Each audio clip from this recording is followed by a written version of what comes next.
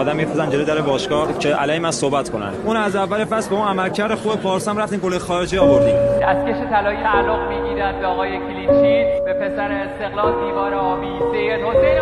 الان هم هر اتفاقی میفته حسینی. آبروم از سر رو نمیبردم، شرفم از سر رو نمیبردم که بخوام اینجوری علی من این جو را بندازن بگن حسینی باندباز. خود مربی هیچ کس قبول نمیکرد که بیاد در مورد رامین باهاش صحبت کنه. از خود باشگاه بگی سرپرست بگی هیچ کس رو قبول نمیکرد در مورد رامین باهاش صحبت کنه. من خودم با اینکه ما با هم بحث شدیم ولی به خاطر منافع استقلال شب بازی با ملوان من خودم مربی کشیدم که گفتم آقا به خاطر شرط تیم رامین بازی کنه فردا. اگه به خاطر من آقا از حقم کوتاه میام اینجا استقلال منافع یه نفر نه باشه. نکته که روزایی که تو استقلال زحمت کشیدم عرق ریختم نون بازی خودم تلاش خودم بود خواست خدا.